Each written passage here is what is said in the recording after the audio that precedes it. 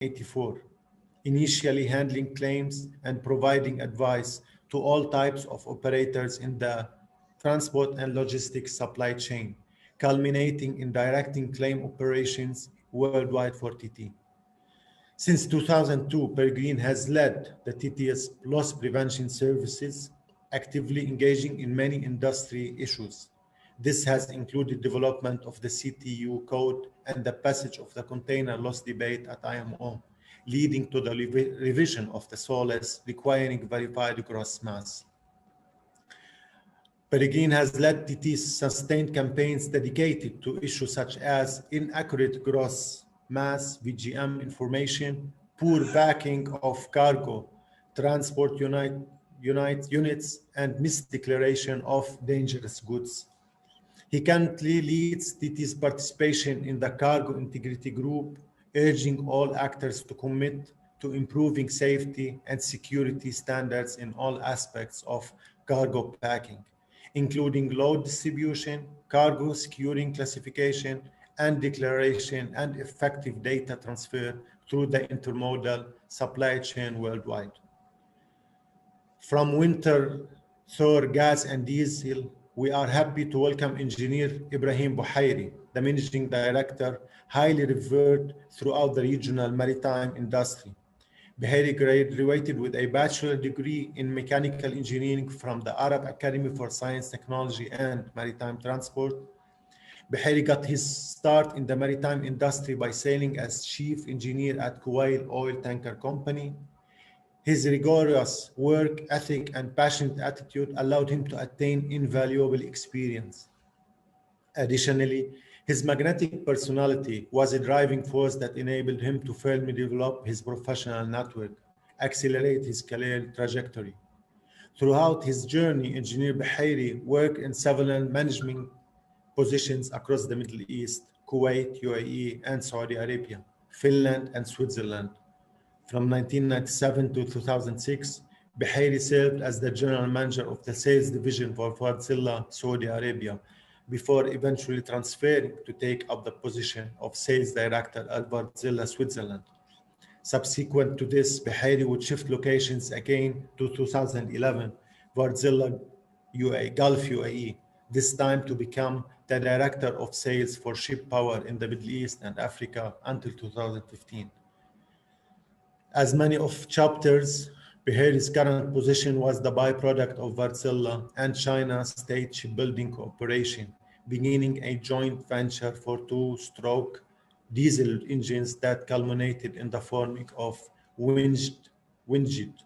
Leading the company in Dubai, Behary's leadership is consistently present at various regional conferences in which he actively prompts new sources of fuel to promote green and eco-friendly shipping.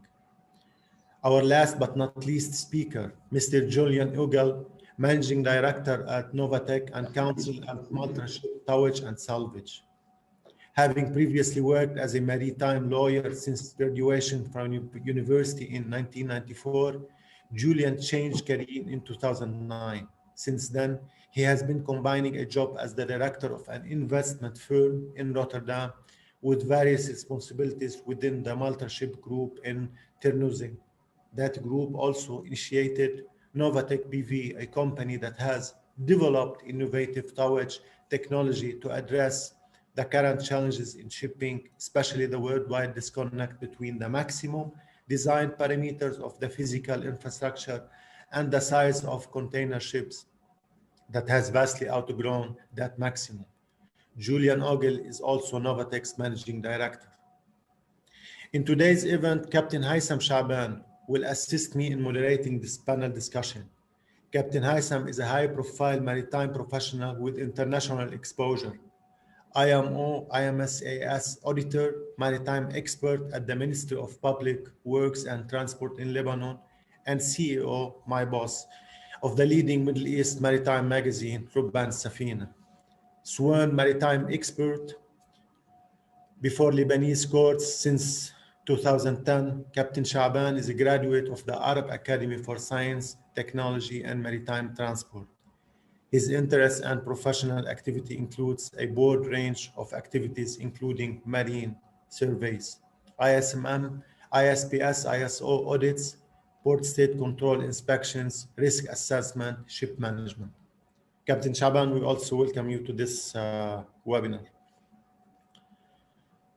Without further delay, we will start the discussions with a common question, maybe the only common question that will be asked to all the panel members, and the most important question.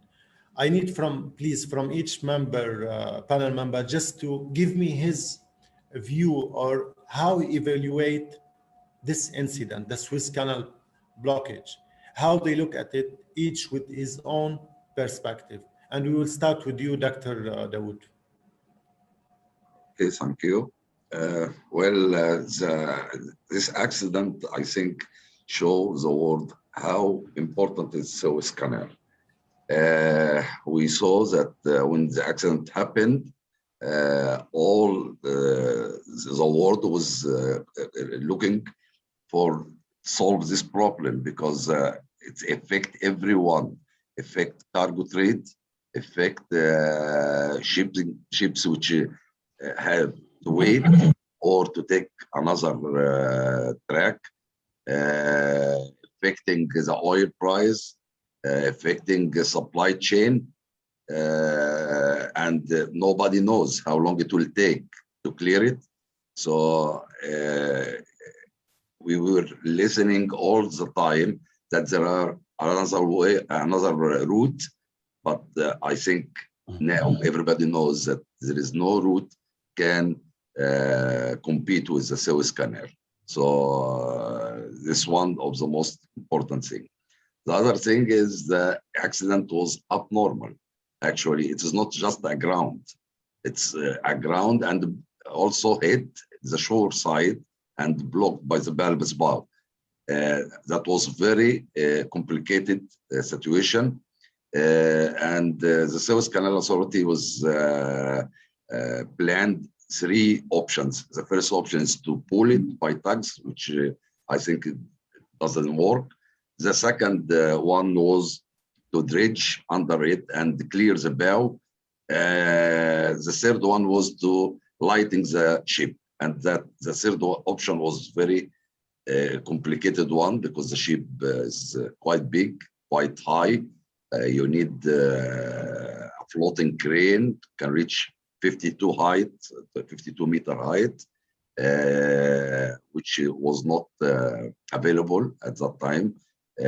Also, it will take a long time to lighting this ship. So luckily, and they succeed in the second option. Otherwise, the Suez Canal was closed till now. So I think there are a lot of lessons we will get to learn, but after we get the real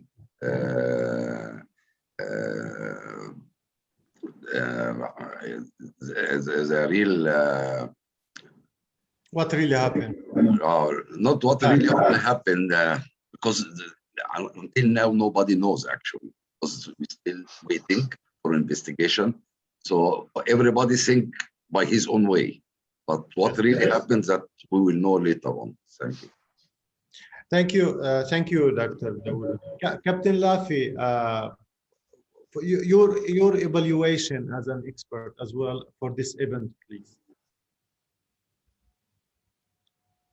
Good morning, ladies and gentlemen. First of all, I would like to thank you, Wael, for this invitation and opportunity, and also I would like to welcome your guest and participant.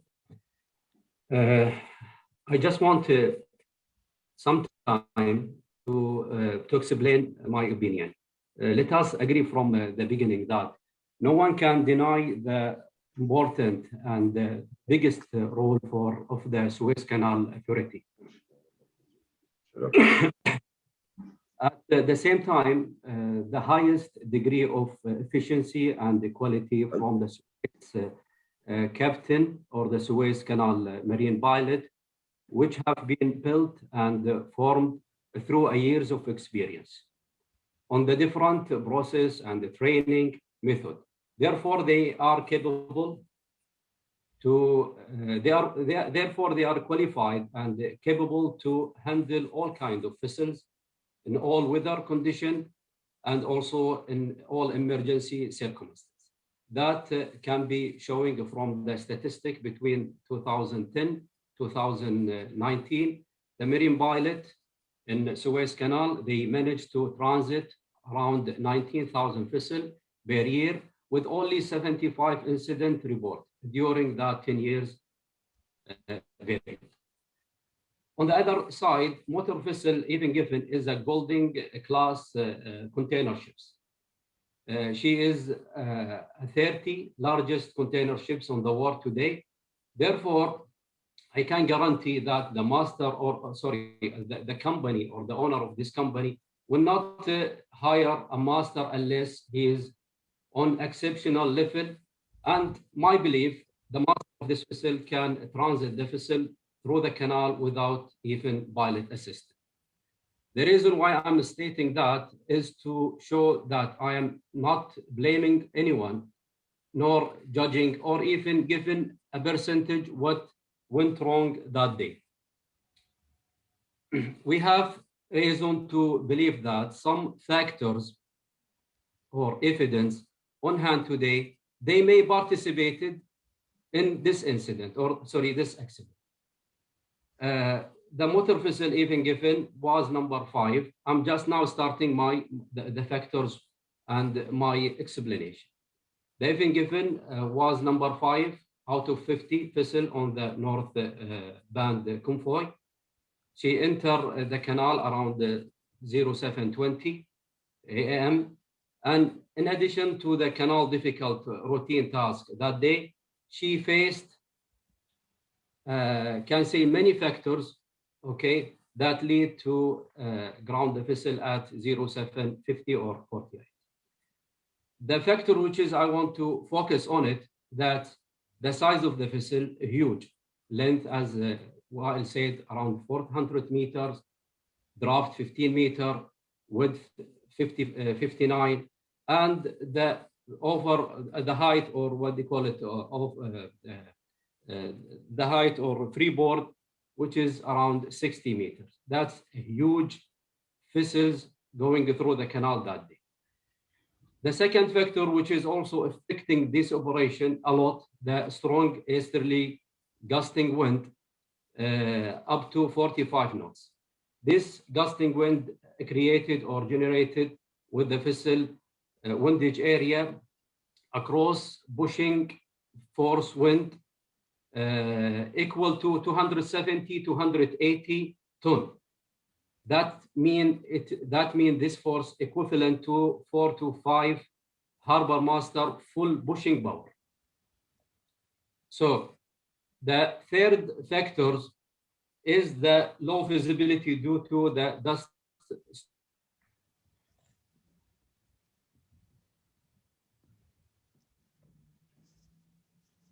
Maybe there is a problem with Captain Lafi. The area, they know if the current coming from Red Sea, it's most of the time it's a strong current, and this following current actually reducing the quality of the steering of the vessels. The vessel command, he take a good a correct decision when he increased the vessel speed to neglect or to reduce the effect of wind and current. But something we don't know why he exceed or why he go beyond that port canal authority speed limit. He may take a permission from the control of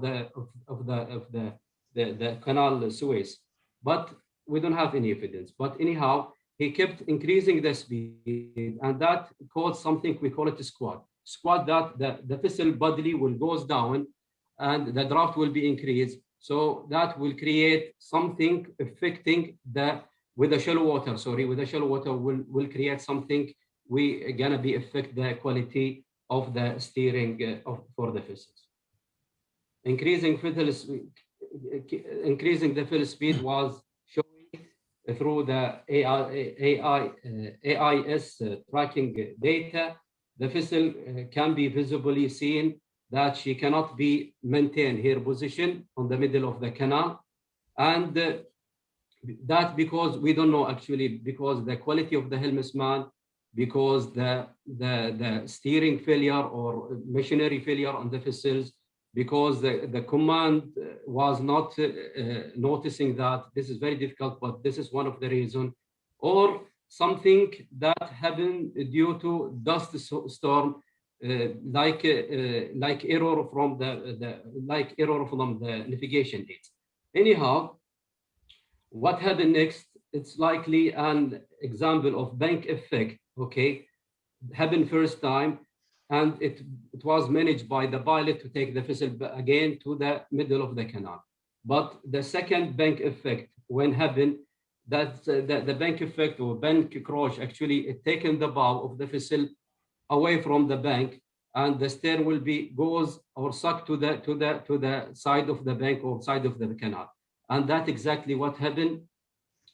Ended with the vessel grounding. We can saw that also something. It's for me it is ununderstandable, or there is no reason. I don't know why when I saw the vessel, I found the rudder of the vessels around 20-25 degrees to the starboard side. Pilot can explain that, but anyhow, the last factors which is make the situation so bad that the vessel grounding in the height water, which is I believe all pilot in the canal, when they know that time of the groundings, they know the difficulty will be for regrounding the vessel. That's can be in summary, okay, and we can discuss more later on your question. Thank you, Captain. Thank you. Mr. Peregrine, can we hear also your perspective, from your perspective, how you look at this incident? Thank you, and good morning to everyone, and thank you for the invite to be involved in this. I think what I'd highlight at this stage are two impacts. One is actually in the context really of the COVID-19 pandemic and the impact that that's had over the last year, that this is probably the first time that there has been a widespread public awareness of the vulnerabilities within the supply chain. And obviously that raises broader questions for the industry as a whole in terms of resilience and the sort of procedures that have been put in place over the last couple of decades with regard to just in time and things like that.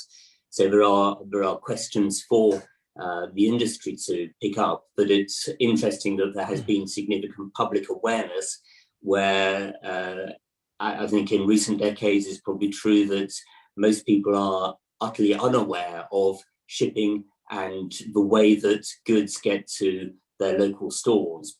So that's one aspect.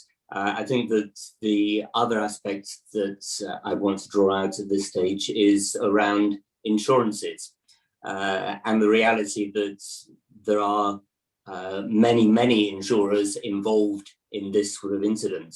So obviously you'll be aware that the ship itself has hull and machinery insurance, which is relevant for the damage to the hull itself, but also would typically pick up the salvage costs. And then you have P&I insurance that picks up the broader liabilities, which would be the delays and the claim from the Canal Authority for lost revenue, those sorts of things, and a wide range of other potential liabilities. But on top of those two key elements of insurance that relate to the ship, there will be a whole range of other insurances in relation to cargo, for example.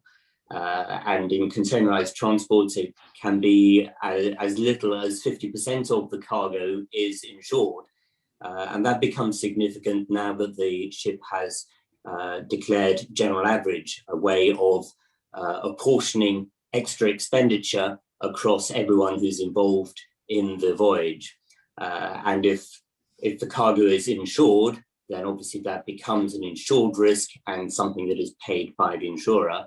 If it's uninsured, it falls back on the cargo interest, the cargo owner, to make that contribution, which can be a significant, probably unbudgeted, unexpected cost. So I think my point there would be that there are a range of insurances, but not all of them will be applicable in this instance. So there will be large numbers of people who suffer losses that won't be able to be recovered under any insurance policy, either because the insurance doesn't actually cover those sorts of risks, which may be, for example, some of the delays, loss of market, those sorts of things, but also because people have not bought insurance, and perhaps that's because they perceived risk in a way that they will now need to reassess. So I just leave those two thoughts at this stage. Thank you. Thank you, Mr. Peregrine. Engineer Ibrahim. Okay, thank you very much, first of all, for inviting me for this webinar. I would like to also thank all the panelists and all the guests in this webinar. Generally speaking, I mean, first of all, whatever we're going to discuss here today, it's just some kind of a debate. It's some kind of a brainstorm. At no circumstances we're going to justify what has happened, because as yet the investigation is not revealed. Nothing has been disclosed.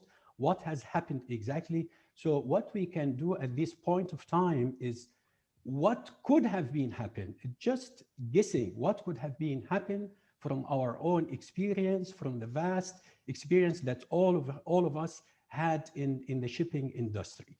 That's number one.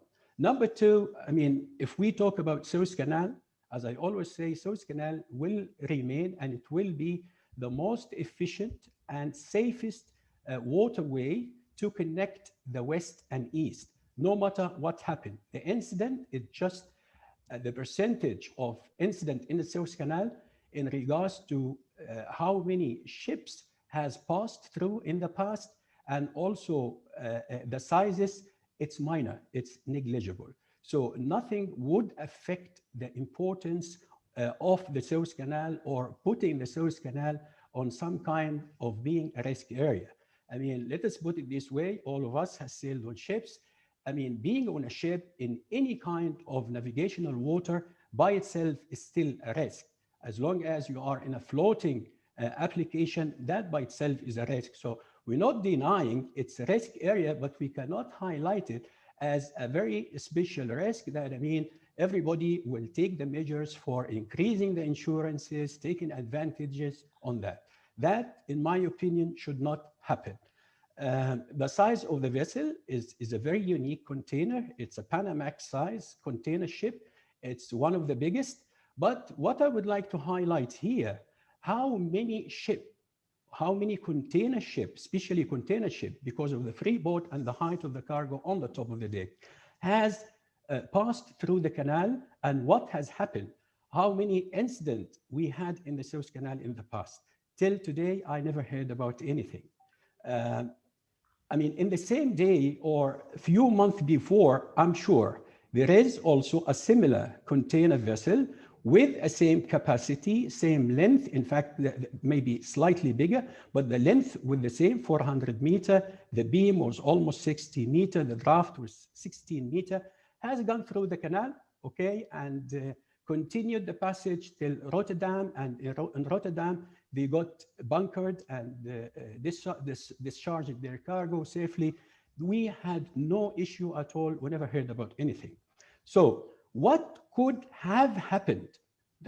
I'm back again to this question. What could have been happened? In our opinion, we're just guessing.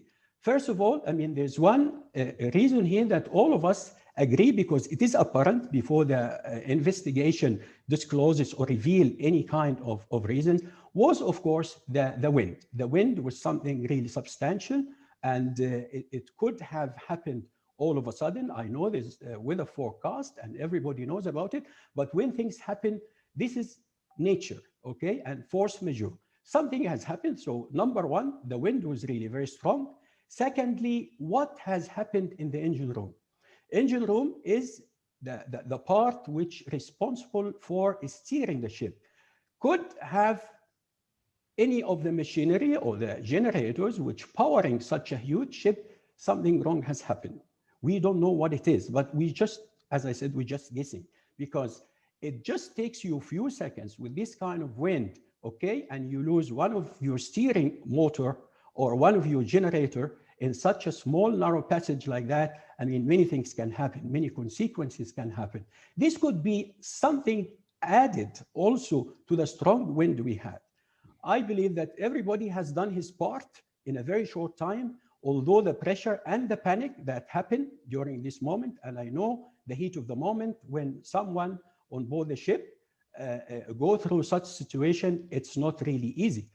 But I would like to highlight and appreciate that the action of the ship crew, the master and his crew, and the Suez Canal Authority, I think everybody did not save any effort to really mitigate the risk and reduce and minimize the damage. With this kind of incident, we would have expected a huge damage. The only damage we can see so far was just the damage in time. The time itself, of course, has caused a lot of damage, a lot of delays for the ship itself, a lot of the delays for the ships waiting in the anchorage area, north or south. But if you look at the ship itself, I mean, the damage, in my opinion, it's minimal, really, it's minimal.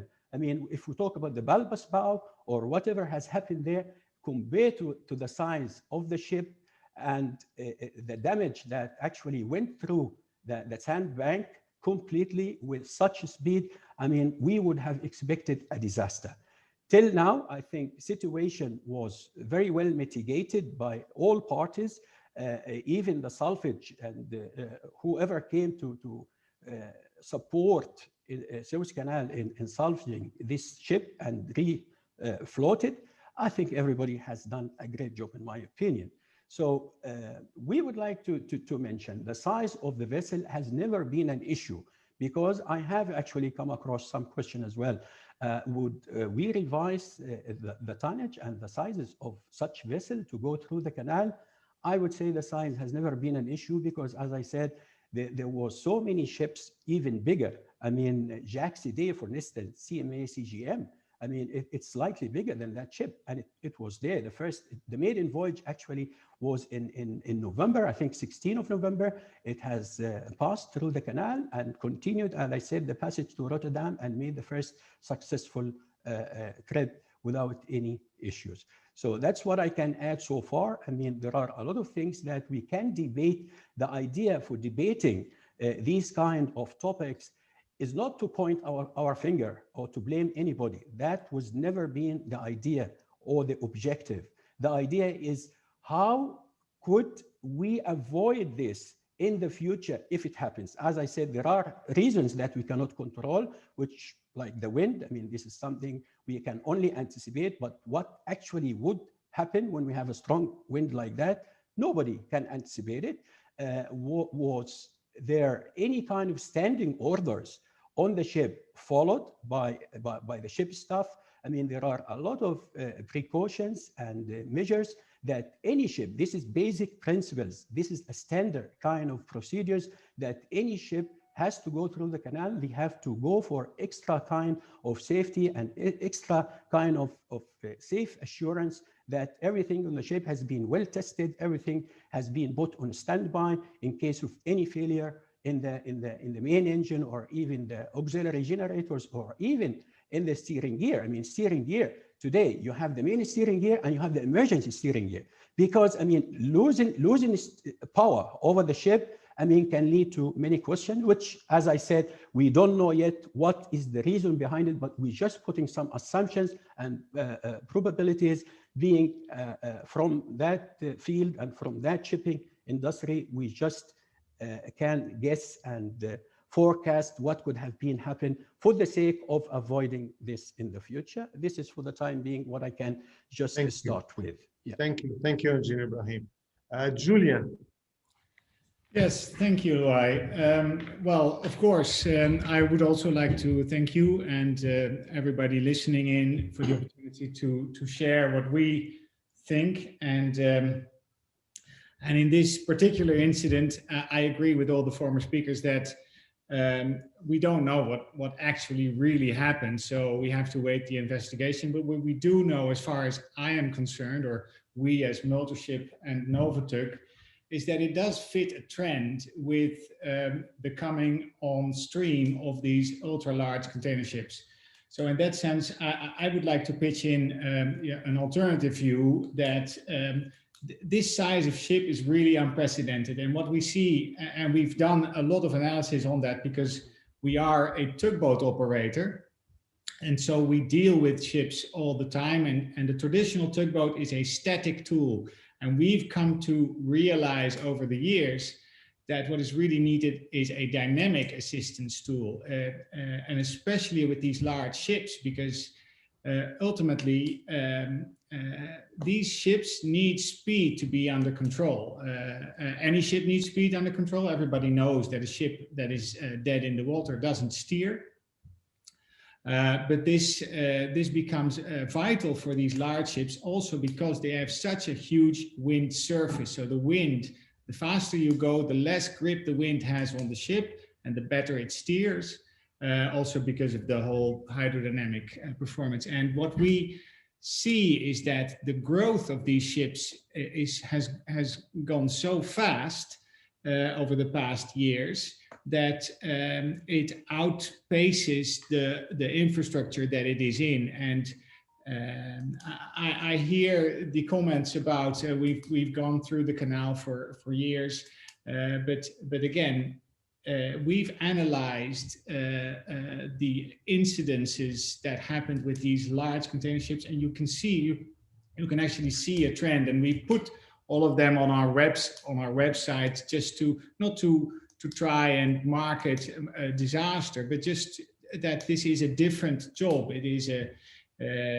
a different problem, and we've got rules dictating how large, wide, deep the infrastructure must be in function of the size of ships that you expect in your port or in your infrastructure.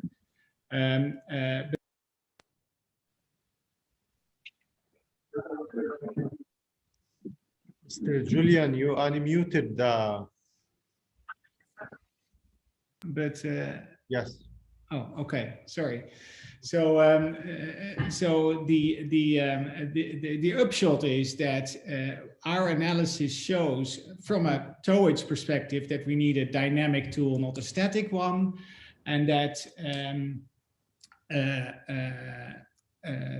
that we see that infrastructure around the world, so ports and canals and locks, are becoming too small for the ships that visit. And then when you see that there's two things you can do, you can either enlarge the infrastructure or you can increase the control. And we have sort of been on a crusade, more or less, to say, well, can we, as a tugboat operator, increase the control of these vessels in that tight environment? Also because, and I agree there with the previous speaker, that it's not about avoiding risk, it's about trying to mitigate, trying to control the things that you see happening. So it requires a lot of analysis, and then see, well, hey, is there something that we could do to assist these ships at these, well, dubious speed ranges? You know, these ships steer well at 20 knots, but above 5 knots, a standard tool like a tug is less and less able to assist. And what if we could have something that could help steer and stop or raise the steering of a ship with relatively lower speeds, like 10, 15 knots? And this is what we bring to the table, is say, well, yes, this is a problem. Now the world has already seen it. We've been analyzing this for years and doing talks all over the world and writing white papers. You know, please be careful. This is happening, and it will, if it hits in a big way, because it used to be so that a port or a canal was a danger for a ship because it needs to slow down and it loses steering. But now a ship this size is also a danger for a port or a canal or a logistical chain, because these things are so big they can actually block. And this is what we've now actually seen. And so from our understanding as well, what can we do to indeed mitigate or this sort of incidents? Well, that would be to either enlarge the infrastructure, but that's very costly and very time consuming. And we just bank on, well, how can we control these ships at these relatively low speeds so that you're better in charge of what's going on. That's really what I. Yes, thank you, Julian. Dr. Dawood, how do you assess the training level of Suez Canal pilots to mother vessels and huge ships?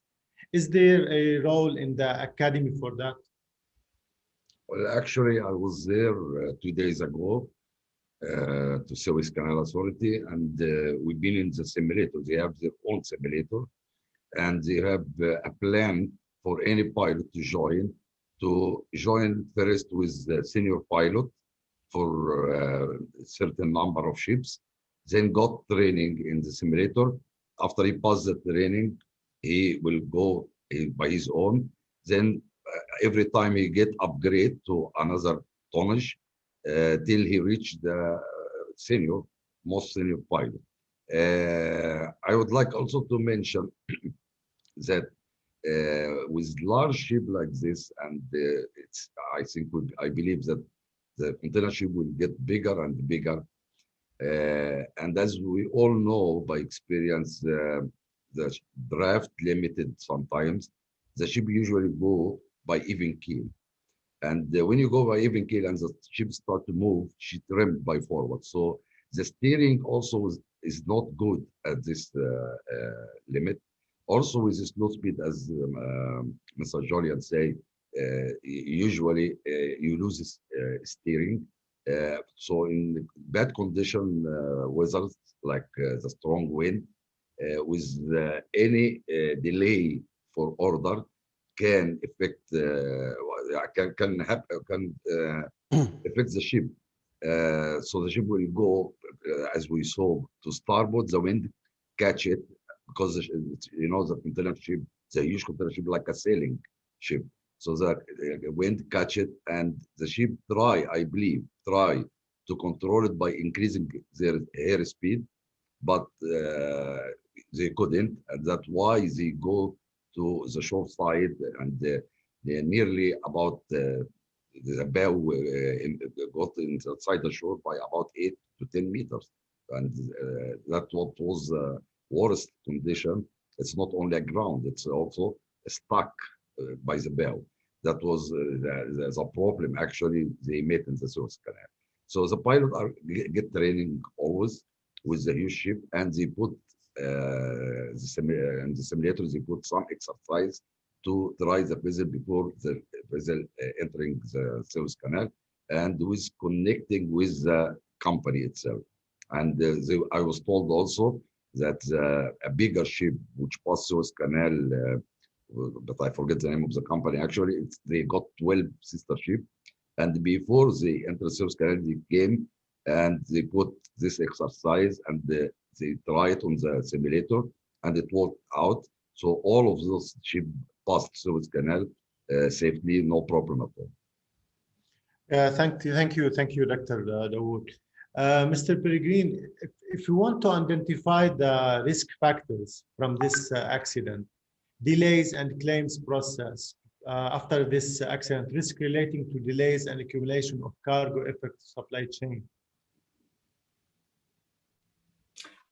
Certainly, it does have a wide impact, obviously, where in this incident, talking about a large container ship, and that inevitably is carrying cargo from Asia into Europe, and will be fairly fully laden, and expectations would be substantial in terms of the impact there, both in terms of the lack of throughput to the European container ports, and then the sort of surge in throughputs when the ships now arrive at those ports. So there is a substantial impact there. And we've seen that actually over the last year arising from COVID, a number of accumulations and disparities.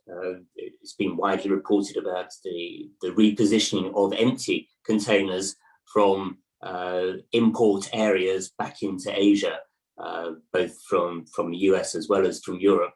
So there's substantial problems there. And then the infrastructure in Europe, once the cargo has landed, there are substantial problems arising because of lack of drivers and the facility on the infrastructure to move the cargo out. So those sorts of delays are going to have an impact.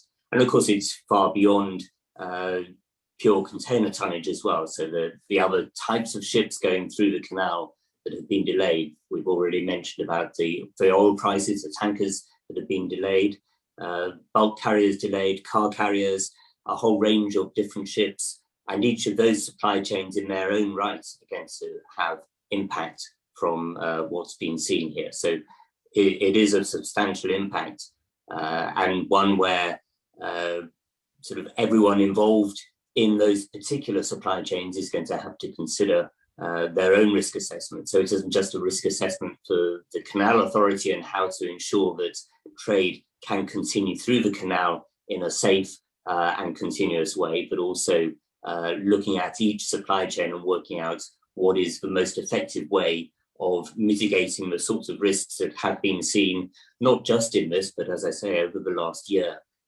with peaks and troughs and different incidents that have happened. It's been widely reported about chip manufacturing, for example, that has impacted automotive. So all sorts of supply chains are actually under strain at this stage. And I think that probably leads to a wider risk assessment for every player in the supply chain to be able to understand what their risks are and how best to mitigate them. And that, of course, inevitably leads to some cooperative work as well. It isn't just in isolation working out one's own risks, it's actually working out who the key actors are in the supply chain who may impact that risk assessment as well. So it's a cooperative issue. Thank you. Yes, thank you, Mr. Peregrine. Captain Lafi, I would like to hear your opinion and point of view about proper escorting from towage during pilotage operations.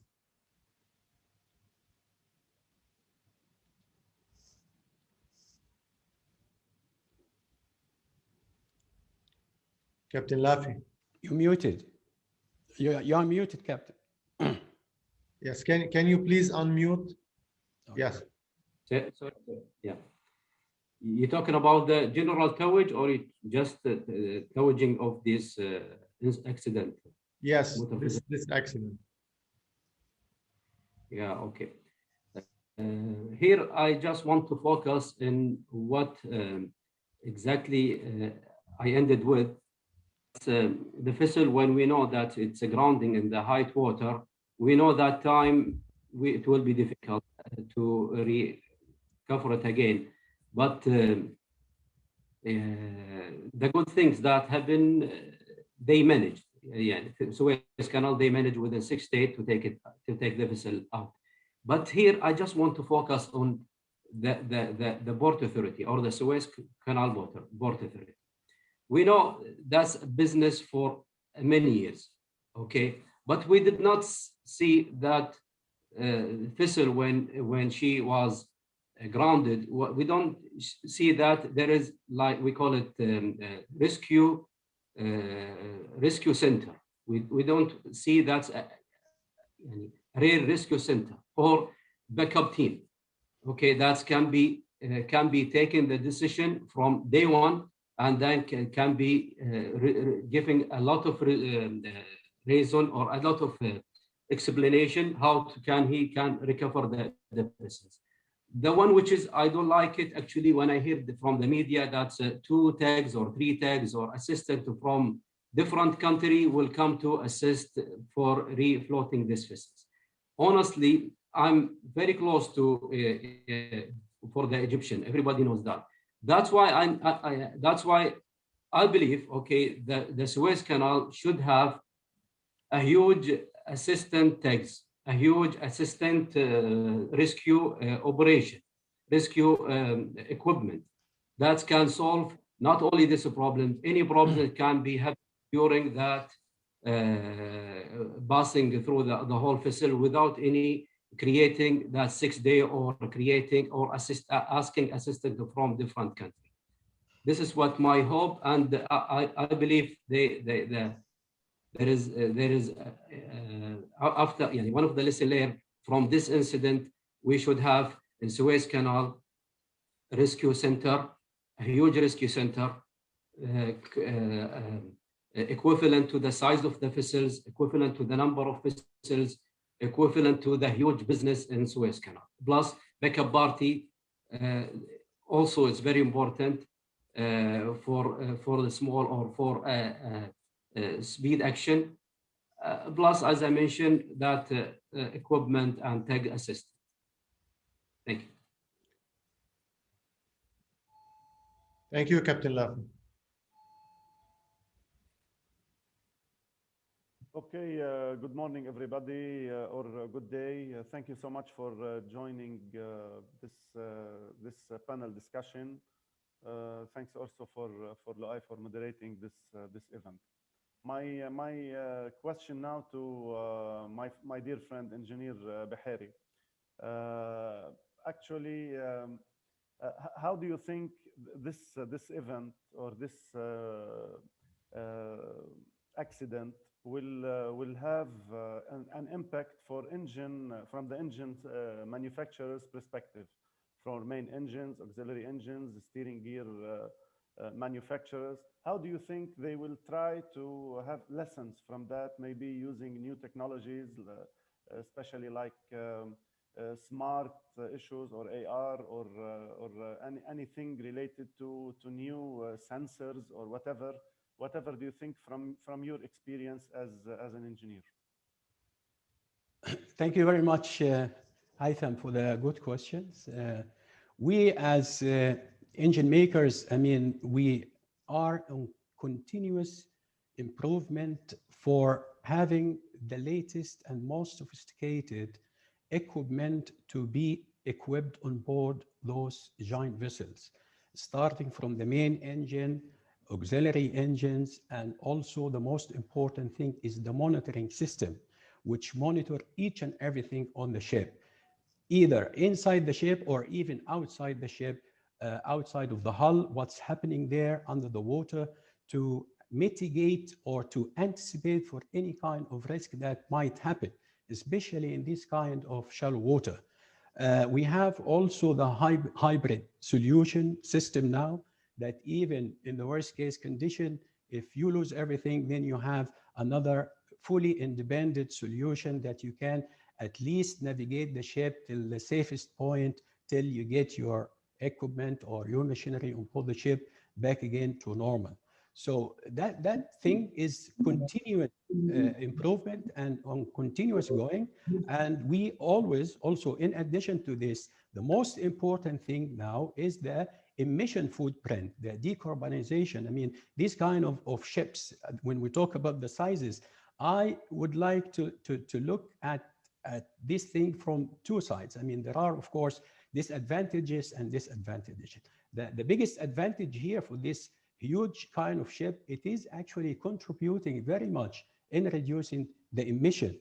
And most of these ships now, they're going by dual fuel engine. I mean, you can actually switch to LNG during this kind of passages because you are actually inside a territorial water, you're going through cities, you're going through area where actually you have inhabited areas. So, I mean, emission here is very important. The emission coming from the ship, from this kind of big ships, is very important to be minimized. Even if we are able to get it to zero emission, of course, that's our aim and our objective at the moment. So there are a lot of things happening when it comes to the machinery themselves, or how to control these kind of ships during the normal passage or during maneuvering or during these kind of passages in the Suez Canal, so that everything is very well controlled and all the risks are being very well calculated to give the comfort of the captain and his crew to have the confidence to steer and navigate the ship with full confidence that, I mean, even the worst case condition, if they have any kind of incident, at least they can mitigate it very quickly with the least damage. Thank you so much for your explanation and answer. Actually, I have one question for Captain Lafi. If Luay can authorize me to do that. Captain Lafi, I would like to, from your side, to explain more about or to clarify the exact role of pilot during the pilotage operation, because you know in media many people, or even on the expert sides from our side, they say that why to blame all the time to the captain, and the pilot is only an advisor. So he is advising the captain, and the captain or the master has the role, has the exact authority, the highest authority to tell the pilot, please stop, and I will take in charge the command, and everything is mine. But there is some kind of a big role here for the pilot, especially in straits like Suez Canal. So do you think it's the time now to review such regulations and to high a little bit the responsibilities on the pilotage side or the pilot side? Do you think, or it's just an internal issue inside each entity, or inside the Suez Canal Authority? They have their own rules and they will try to find a way for that. Is it just an explanation and your point of view for that? Thank you so much.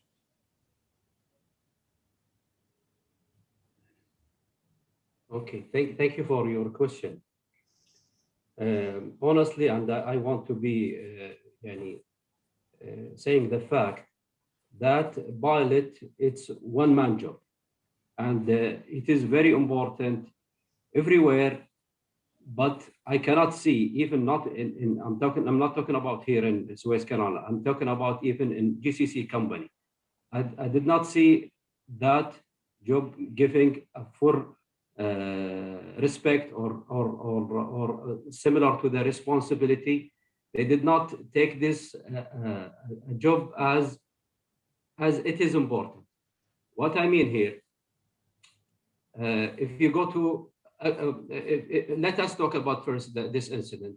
Okay, we know from day one, the authority of handling the vessel, it will goes to the master of the vessel, because it's clear saying the pilot just advisor, and the master of the vessel can accept or refuse any action or any order from the pilot. But that is what is written exactly. But what is exactly going, or what is exactly happening? The pilot or the master, the master of the vessels, anywhere, he's not aware about the operation or the berthing and unberthing or even transit operation. He's waiting to transfer the command from himself to the pilot once the pilot coming. That's why we are in Min al-Ahmadi focusing in the pilot behavior, focusing in exchange information between pilot and the masters. We are not allowing to pilot to go direct to the vessels unless he stay with the harbor master, discuss the operation, because as I mentioned, pilot, it's a one-man job. So we need to make sure that pilot, he is in full concentrate, and he is not under any stress. He's aware, whatever. All these fatigues, we take it in force, and this is also one of the responsibility if you want to become member in International Standard Marine Pilot Organization. Marine Pilot Organization, it's not focusing on the quality of the pilot. No, it is also it is focusing or spotting light on the pilot himself. So, for example, what we are doing, we are taking the feedback from the masters. What happened exactly, we don't know. We need the feedback from the masters, and this will affect the pilot, the pilot performance. If he is acting on board the vessel in any different or any acceptance behavior. Plus, the training of the pilot. Here, it's a very important. If you check in the IMO only responding or only focusing in the board can be saying in one section that's under the ISBS code. The IMO kept the control for the harbor or for the canal transport. But unfortunately, there is one resolution talking about recommendation for the training of the pilot. Pilot need to be enforced from not only Port Authority, from body or international bodies to have a certain training, have a certain management, a certain lesson layer to control his behavior. Plus that the master of the vessel also, I believe he need to take similar courses to how to transit from the canal, and it has to be mandatory courses how to bear the vessels. This is commonwealth. This is like integration business between the pilot and the master. Thank you. If I may just add a little bit here, if you allow me. Okay. Very much right what Captain Lafi has said. I just add a little bit. I mean, the ultimate responsibility remains on the hands of the captain of the ship. I mean, from the low point of view, the captain is responsible, no matter what the pilot do on the ship, just to be clear, okay? But on the other hand, I mean, the synergy happen during the passage of any ship in the canal is some kind of a cooperation between the captain of the ship and the pilot. The captain of the ship, he knows his ship very well. He knows how the response of the ship according to each order they give. I mean, response in the sense that if I give an order to the engine room for, let us say, half ahead or did a slow ahead or whatever, I know how long my ship takes to respond towards that order. So that point, the captain has to transfer this kind of information to the pilot, because the pilot knows the canal very well. That's his home. But the response of the ship, of course, that expected from the captain. That's why the synergy in the bridge between the captain and the pilot is very important, regardless who is the ultimate responsible for whatever happened. As I said, from the low point of view, it is the captain. But the good understanding between these two has to get them work as a team in the bridge. The other point that I would like to add here, I mean, most of these pilots in the canal, I mean, they have been ex-captains. So, I mean, they know the navigational very well. The captain also, he is qualified to sail on the ship according to all the rules and regulation. That's fine.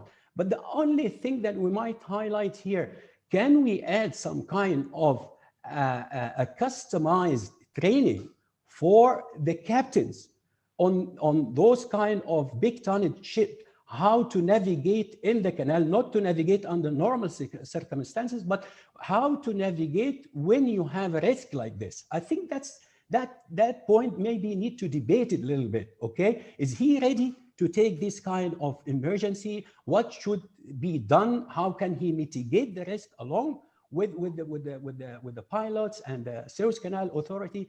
I think this will add a lot of value if we can do it, or if we can, as Dr. Dawood said, through simulation, whatever. Thank you. Well, actually, thanks for Captain Lafi, and thank you, Engineer Behary, for mentioning that. This question is direct to Dr. Dawood. So Dr. Dawood, do you think that someday we will have a special training for passing the Suez Canal, for example, for both the deck officers or masters? And in the same time, maybe this course will be enhanced more for pilotage. I know there is the bridge resource management course and the engine resource management course, but for the bridge, there is a place for, or there is a session for dealing with pilots. But do you think, I need to hear from you concerning that, please. I think they had this experience in Suez Canal with the United Arab Shipping Company. When they have a new ships and large, ultra-large ship, container ship, I believe the superintendent of the company, of United Arab Shipping, came to Suez Canal and they arrange a training course for their master. And this will be a good idea because they will have all the situations in Suez Canal trained in simulator. Also, it's to have the ship's design and put it in simulator. It is good for the pilot themselves because, you know, it's a new ships for them as well. So every generation, as we hear every day, the container ship is going to get bigger and bigger. And the limited of the narrow channel as Suez Canal with unexpected weather sometimes or unexpected accident like failure in steering gear, failure in engine room. So bad weather, sandstorm. And I saw it myself 2 days ago. They have in their simulator as well the sandstorm, which actually we are pioneer in the Academy for Simulator, but usually we don't use the sandstorm. We usually bad weather and high wind and whatever. It will be a good idea that the master or the company to train their own masters with the Suez Canal, in conjunction with Suez Canal simulator, and just it's once to get trained for a week or something like this. This will be a benefit for both, for the company and for the Suez Canal as well. Thank you, Dr. Dawood. This question will shift me to Mr. Storrs-Fox. In media, they say that you know, in media we have the specialized media and we have the normal media, but both sides are afraid and they are highlighting the risk that the Suez Canal will be nominated a high risk area for insurance from the insurance perspective. Do you think such training, as we were discussing, will downgrade this idea of risk to be the normal one? Do you think that? If you can explain to us about this issue also. Certainly, I'm probably not competent to talk specifically about high-risk areas in a general insurance market terms, but I think that obviously any risk mitigation that is undertaken by the parties involved is going to be taken into account in assessing whether there is a higher risk or a less high risk at any given point. So it makes sense that obviously the actions that are taken and indeed the investigations will no doubt lead to recommendations from either the Egyptian authorities, the Suez Canal Authority, or from Panama being the flag state involved. And you would expect recommendations that are followed through would also impact the assessment of risk for not just this size of ship, but general tonnage going through the Suez Canal. So I wouldn't anticipate there's a knee-jerk reaction from the insurance industry to this sort of event, which has already been explained by other panelists, is very rare. So over the last 10 years, there have probably been something like 75 incidents, of which 25 relate to groundings of some nature. This is clearly the most serious blockage that has happened in the last 25, probably 50 years. So this is, if you might call it a black swan, this is an unusual event, and it's one that will be taken into account by all parties but I wouldn't expect the insurance industry to have a knee-jerk reaction to what is happening here. Thank you. Thank you so much. I would like only to Captain Haytham, yes. Can I add something? Yes, sure. I just get a contact also from some a friend of mine. He told me that they already have their training course for masters, and it happened already with many companies, as I mentioned, United Arab, but he told me also KOC and another company as well. They have it's 5-day training course, and the master came to Suez Canal and they attend this course. Yes, but it's not mandatory. It's your actually maybe it's the academy role with the Egyptian Maritime Safety Authority to push IMO to mandate that. I don't know if it will be practicable or not. What do you think? Well, I don't think this will be mandatory because it's. I think it's a matter, especially with the Suez Canal itself. They cannot apply by IMO regulation or authority in Egypt, and I believe it's better. For my opinion, we have, as I told you, an updated simulators, but I think it's better to be in Suez Canal simulator because it's also they have their own experience, they have their pilot experience, and they have the most advanced simulator as well. Okay, thank you so much. I would like only to add a small comment that I would like to share with the panelists and also the participants, which I would like to ask also anybody of them, any participant who would like to ask, just raise his hand, push the button of raising the hand, and in order for him to ask. But before this option, I would like to add something that concerning passing through a channel, which the breadth of the channel is less than the length of the vessel. This is a thing that I need to highlight, that we have now a 400-meter ship. So is it possible for the Suez Canal Authority to dredge more and to let the canal be more wider? Let us think of a scenario. For example, if the channel was 500 meters, we will not have the aft part of the vessel stuck.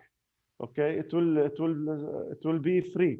So how I was asking myself that why they permit vessels that is longer than the breadth of the canal to pass. They should do that. And the place where the vessel was grounded, it was 313 meters, and the vessel was 400 meters. So if the place were this position, or all the area of the channel was more than or larger than the length, the biggest vessel they will intend to pass, the aft part of the vessel will be free, and all the ships will have the opportunity maybe to pass from the other side. So this is just a thing that I was thinking about, and I would recommend that the panelists also have it in mind and answer. Can I answer this question? Yes, please. Well, the width of the Suez Canal, it's 300 meter, but the navigation channel is only about 150 or 160, as I remember. You don't need to have the breadth of the Suez Canal to be longer than the ship's length, because this is abnormal. The ship goes this way. Anyhow, even with this 300 meter, even if you go 500 meter, still the side of the canal, the depth will be less. It's go for 5 meters, then go deeper and deeper. Because to protect the site from falling down. So the exactly wide of the canal for navigation, it's around, I believe, 150 or 160 meter. Even if you widen it, it will be 200, but you cannot widen it to 500 as well. So when this ship go by the wind and block the canal, actually it set down or aground forward and aft. So it doesn't matter to be clear or not clear. It's a ground already. I think I fully agree with Dr. Dawood. Also, we have to think these two aspects here, safety aspects and commercial aspects, okay? The ship supposed to go in the canal in one direction, either from north to south or the other way around, or south to north. The Suez Canal is not designed for a U-turn on the ship. Otherwise, this is going to be a very costly and expensive operation. I mean, to widen the canal, okay, to anticipate for a ship like this, if it goes aground, it will not block the canal. I think we'd rather, this is my personal opinion, would rather invest such kind of money in doubling the channel, making two convoys. I mean, like the new canal, which already has been started. I would say we would rather invest in having the canal two ways, passage from north to south, but not really to consider just a single incident that a ship which is wider, okay, the beam is bigger than the wide of the canal as a risk, and then we change the whole scenario. Also, as Dr. Dawood said, I mean, the sailing channel cannot be deepened all the way across the beam. I mean, the ship has a certain way, which the middle of the canal, on the sides, of course, it's like a triangle. As you go on the side, of course, the draft get less. So if you think about it from the economical and investment point of view, that's going to be a huge kind of thing just to avoid an incident that, I mean, very likely to happen. Unfortunately, it happened recently, but I don't think that, I mean, we expect these kind of things to happen on daily basis or monthly basis or even yearly basis. Thank you. Thank you, Engineer Ibrahim, and thank you, Captain, for assisting as well. I will open the question from the participants. I just have one quick question for Julian. From your experience, and I've seen that you have been active as well on the chat. You've shared some points that it will also be beneficial just to focus on. From your experience, what was the quickest way to solve this accident and save time? Well, like we said, I mean, coming up from a towage perspective, and we experience the shipping industry every day, and all the ships, of course, around the world visit all the ports, so you see every ship come by, and we noticed that it would be handy to increase the control. I mean, a port or a canal or a lock for a ship is like an airport to an airplane. It's not a place where you'd like to go, because you need to stop and you need to steer, and stopping or steering with the ship means not stopping. So it's that paradox that you need to sort of address, and we from our background and our experience say, well, what if we can increase the control while the ship is going, and that we can use the force of the water? Because let's face it, what lifted the ship from the bank, also in the Ever Given incident, was the tide, not the tugs. It's the tide pushing on 400 meters and 15 meters of depth on the ship that pushed it off. That's the way. This is also the way that we lifted the CSCL Jupiter off the bank in the Western Scheldt. It's the force of the water that can actually be your friend rather than your enemy. And in that sense also, speed is your friend, not your enemy. And coming back to a point that the doctor made about the width of the channel, yes, it's only 150 meters wide. Well, what if you consider that if a ship has a drift angle, and this ship certainly had a drift angle, and it's 400 meters long, and the drift angle is 5 degrees, then the ship is not 59 meters wide; it's almost 100 meters wide, because the most port side point and the most starboard side point is almost 100 meters apart. And this is exactly what has already been analyzed also by a very good report by the Göteborg Accident Investigation Board, because they had a similar problem with these large ships, and they thought, well, our channel is 100 meters wide, and this should be okay to go in with a 60-meter ship. But then they just realized, but when you go in and you slow down, the wind gets more grip and you get more drift angle, and then the channel is not wide enough. And this is something to consider. It's the hydrodynamics that can work in your favor or against you with the squat and the bank effect that we've already heard now. And we don't know what exactly happened. What we do know is that hydrodynamics and physics are always on. It's always working. The battery is never empty. It doesn't need fuel. It always works. And so we've tried to look at those fixed points, if you will, and say, well, how can we control these things? Because I also heard very well that widening the channel over the entire length is just very expensive. So our best bet is to say, no, increase the control over those ships so that you reduce the risk of things going outside of your scope of control. That is my answer. Thank you, Julian.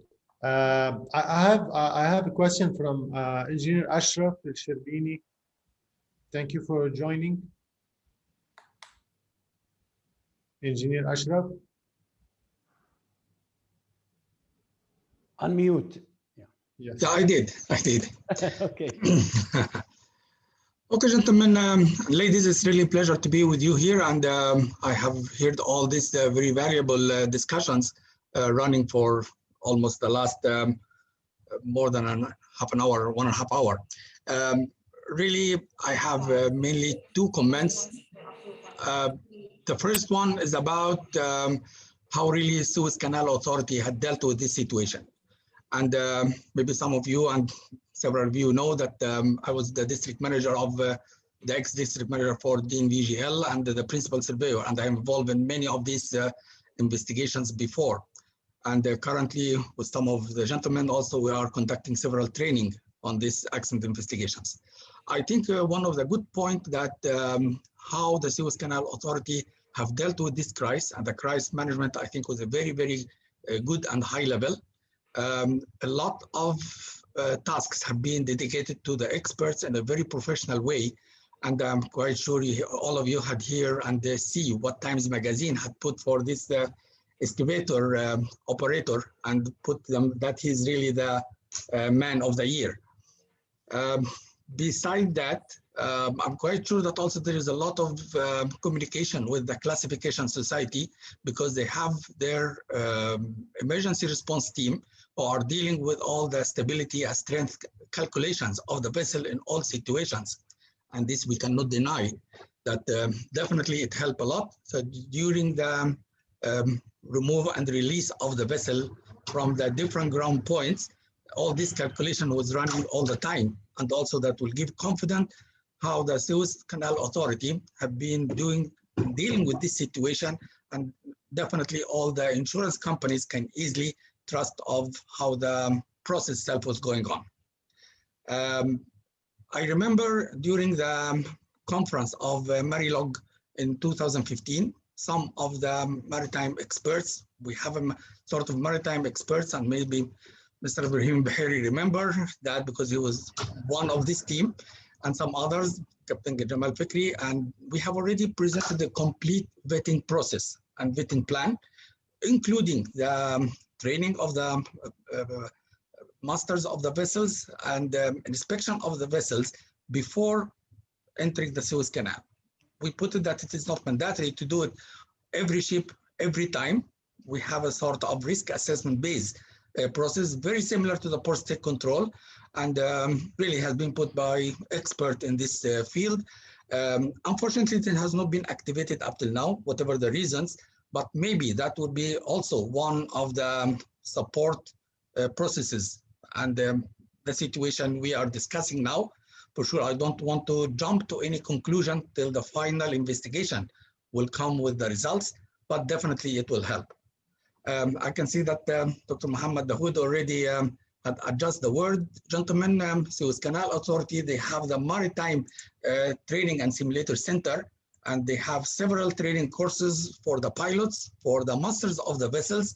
Yes, they are on a voluntary basis. However, I think they are revising this at the moment. and also they are updating all the simulators over there and the entire programs. Maybe because they have already done some of this with the DNVGL Academy, as well as the certifying the courses by DNVGL. And I think in this direction, it will really boost the situation too much.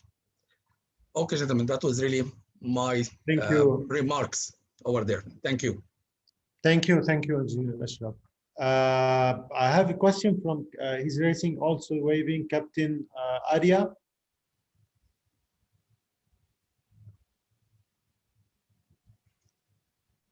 Yes, good afternoon, gentlemen. This is Captain Arya. I'm working with the Mina Al-Hamdi terminal in Kuwait Oil Company. So I heard everybody, all the experts panel there, and my feedback, because I'm a marine pilot working here for last 10 years. So I would like to highlight, first of all, there was a discussion about the width of the channel. So yes, it is indeed very much important, because the ship size is increasing, but did we took care about it? Did we analyze, or we had a backup plan in hand? Because certainly the first cause which we can see at this moment is the bank effect, or the squat, or the hydrodynamics related to the size of the ship. And more the width of the channel, of course, these factors will decrease, because the volume of the water passing through the sides will decrease. It will have more space to pass on. So that number one, we need to increase, or we need to think about it. Okay, regarding the pilotage, or from the pilot perspective, there are three things I like to highlight here while they are doing their own investigation, and I respect that. Number one is the port procedures. What are the procedures? Are the procedures laid down? For example, there was a wind, we know easterly wind 40 to 45 knots. The winds, normally we have a forecast system. We know what is a prediction for next at least 6 hours. Did we take this into effect, or we had a backup plan, or there was some authorities to stop it? I know there is a commercial aspect, nobody want to stop the business, but now is the time to learn the lesson from it. Number two is the training of the pilots. Is it really elaborated? I really have no idea, but this is really important, because this feedback I'm giving from my own experience here in my port, because these two things we have in place, and it really works very well. And the last thing, which is really important, and which Captain Lafi also mentioned, is the feedback from the masters about the pilot's behavior. This is like an internal thing, and you get some idea about the person. Okay, consistently something is going on wrong from a pilot, so there is a tool. It's really, really important. So these three things are from the pilot's perspective. Now, the last thing, we should also take care about the master of the ship. The ship masters, we cannot train all of them, because there are 1,000 ships passing every month. So we cannot guarantee which master, how much should be his ship handling capability and all. But as a shipping fraternity, we can learn a lesson from it, that ship master should be more trained for ship handling, especially during such emergencies. Thank you very much. These are my feedbacks. Thank you, Captain Arya. I don't know if any of the panel members just want to comment on what Captain Arya said. May I comment, Mr. Loi? Yes, please, Engineer Ashraf. Okay, gentlemen. Just with the first point about the training of the pilots, again, we come back to almost the same situation, that yes, Suez Canal Authority has already a complete program for training of the pilot. They have a complete training program even for the ship's masters. Yes, we agree, it is not mandatory, but maybe after what we have at the moment, it can be added to safety procedure or added to whatever program is needed. About the subject of jumping now to the conclusion, what had happened, and what exactly the situation and the wind speed and all of this stuff. Yes, I don't want to comment on this till the full investigation is completed and the final report will be issued. We hear a lot of rumors. We don't know what exactly happened. Also for the engine, they said that they lost control.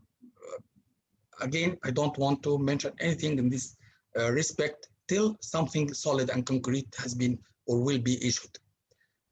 For the size of the canal, I believe Captain Dr. Mohamed Dawood already put a note on that, and allow me, if you compare this, for example, by Panama and the others, yes, we have the mid part of the canal where the ships should sail, and in the last 5 years ago, the latest revision of how the dredging and all of this with the canal has been already fit enough for all these very large containers for the ULVCCs, whatever the sizes. And don't forget that even with the figures we have at the moment, the depth of the canal with the draft of the vessel, there is about 10-meter difference. So with my full respect, all the comments and Captain Rabie are there, well appreciated, but I think we should not jump to any conclusion till the figures and the report will be issued. Thank you. Thank you, Engineer Ashraf. Captain عبد الإله. أيوة, السلام عليكم. Good day for all participants and Ramadan Kareem. I just want to add small things. Last week we had a meetings just regarding about the shipyard and shipbuildings and the same things which I'm mentioning now. The ships buildings rising very fast, which the port cannot responding the requirement of the ship size. So for widening the channels, I think not all the boats gonna make the own channels more wider as the shipbuilder request. But which we are mentioning the same question for the last time, which I said. The text abilities and the text size which we need for the channel and we need it for the port, just to be able to assist this kind of size of ships. And for the Suez Canal accidents, I have one question. Are they able to make center lead fasting from the fork of the ship and the stern of the ships, just to minimize the deviation of the course while the wind is gusting? And you know, the ship side is about 400 length and more or less 60 high. That means we are talking about more than 2,100 square meters wind shields. It's easy to get affected or to get deviation courses. So this is my small question. There was able to have a tugboat to combine the ships while she's batting the channel with this kind of wind, and which size of the tugboat and the power pull of the tugboat which we need in the port and on the channels or Suez Canal to combine the ship's size. And thank you. Okay, thank you, Captain. Can I answer this question? Yes, Doctor, please. The chairman of Suez Canal, he mentioned that they already ordered the new tugs, actually, from the Port Said shipyard, and two of them actually was involved in this accident. And there is another 5 will be built in China, and they are going to increase the horsepower of them. Also, he was telling me 2 days ago that they are planning to have a floating crane, but this will be in future, not recently.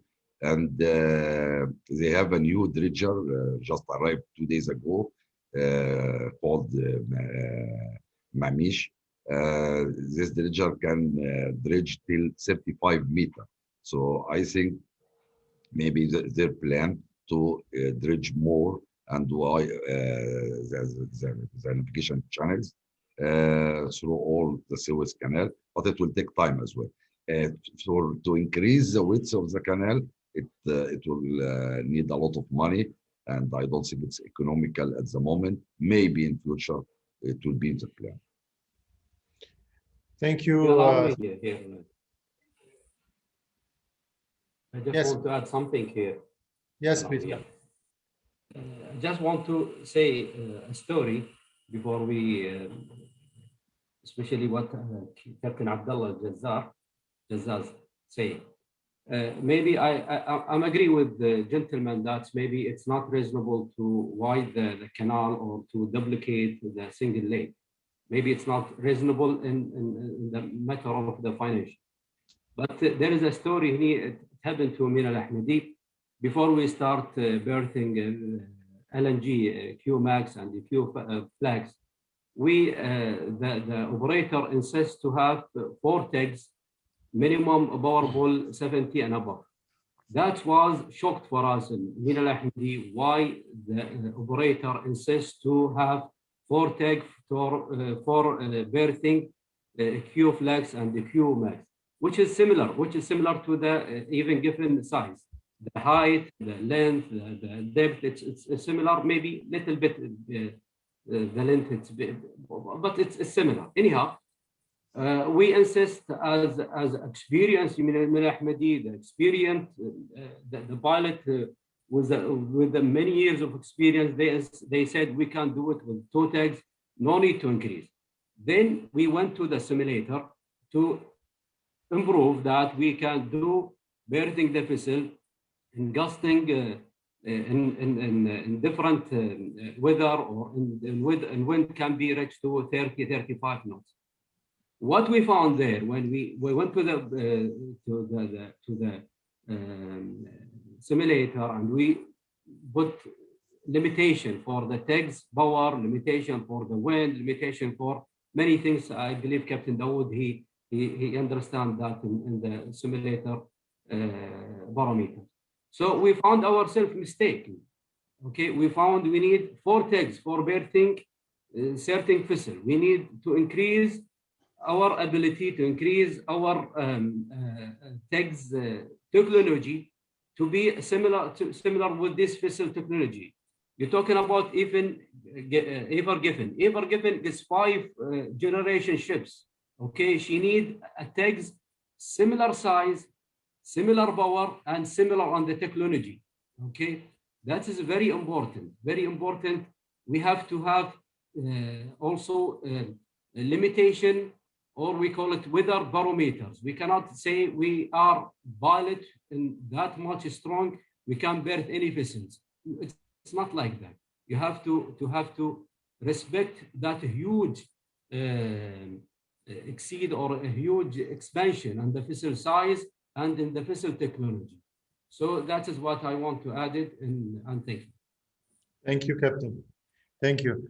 We are approaching also the end of this panel discussion. I have just short questions I have a question from Mr. Shaheen. He's asking also how long it takes to prove who should pay the insurance and related costs. And till when you think the ship will be detained by Egyptian authorities? Mr. Peregrine, can you comment? Can you give us a comment on that as well? I'm afraid I think this is how long is a piece of string, because obviously the investigations will be carried out by a number of parties, and will take time to do that before there's any conclusion. And that's before anyone is considering a dispute or legal considerations. So it's unknown how long it will take. I mentioned also the general average has been declared, and because of the complexity of dealing with container ship interests, you may expect that the general average will take 2, 3, maybe 5 years to be concluded. So all these things, because there are a large number of parties and a large number of elements to be considered, will take time. So I don't think it's a fast thing. Obviously, in terms of insurance payouts, then it depends on the nature of the insurance policy. If it's a first-party insurance, then that would be paid out relatively quickly. If it's a liability insurance, obviously that is after the the decisions have been taken, whether through courts or otherwise. I hope that assists. Thank you, Mr. Peregrine. I have a question from Mr. Ivan Vallejo. He's asking the panel members, how do you foresee freight rates in the container sector in the medium and long term? Can you repeat the question again? Yes. How do you foresee freight rates in the container sector in the medium and long term? How much it will be affected? Do you mean that with this accident or as a general? In general, yeah. Well, generally, I believe that the container is going to be bigger and bigger, the container ship. We hear that it's going to be 24,000, 25,000, and usually they use it for to get the more economy, but they will face a problem with port and cargo handling equipment.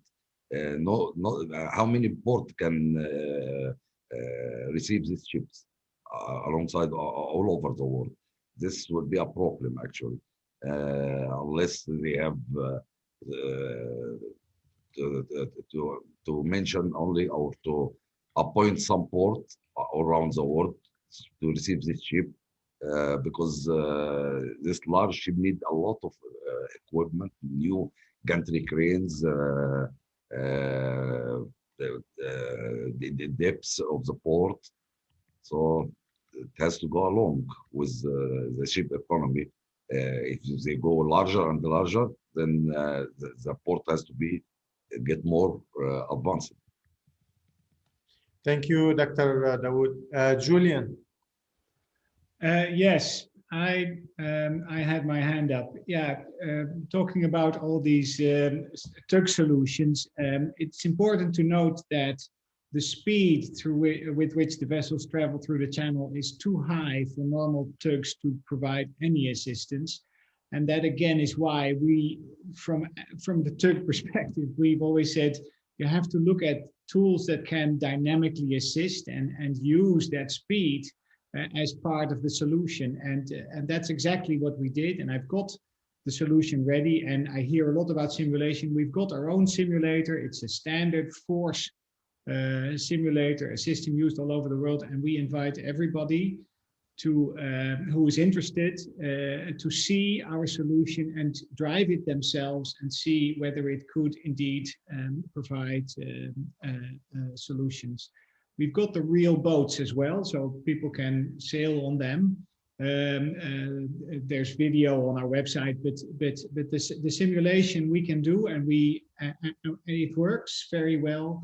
And we think it would be valuable to at least assess whether it is a solution that would provide help with this situation, particularly also because a dredging solution will take at least a lot of time, and what you really want to do is increase the control. That is what we aim at.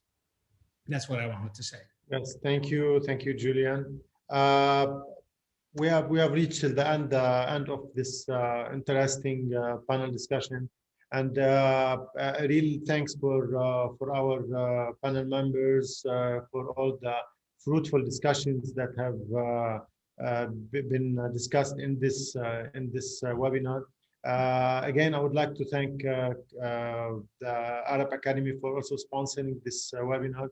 A big thanks for our panel members, Dr. Captain Mohamed Dawood, Vice President for Maritime Affairs, Arab Academy for Science, Technology and Maritime Transport, Captain Lafi Al-Murtaji, Team Leader, Port Operations, Marine Operations Group, Kuwait Oil Company, Mr. Peregrine Storrs-Fox, Risk Management Director, TT Club, Engineer Ibrahim Behary, Managing Director of Winterthur Gas and Diesel, Middle East and Africa, and as well as Mr. Julian Ogel, Managing Director at Novatec and Counsel at Malta Ship Towage and Salvage. I would like to remind everybody just to stay up to date with the Robban Assafina magazine and news. We have the hard copy publication as well as we run the social media and website as well.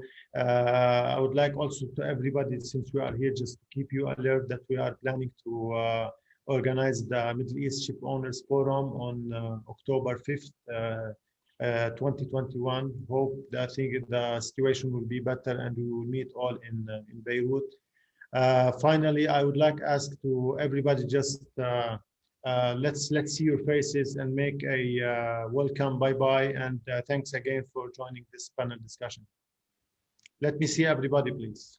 Thank you very much. Oh, look. Thank you very much. All the best and stay safe, please. Bye. Thanks a lot. Thank you. Thank you very much. Othman, very nice having you all, and pleasure to be with you. Thank you. Thank you. Stay safe. Ramadan Kareem. Thank you. Ramadan Kareem for everybody. Thank you. Thank you.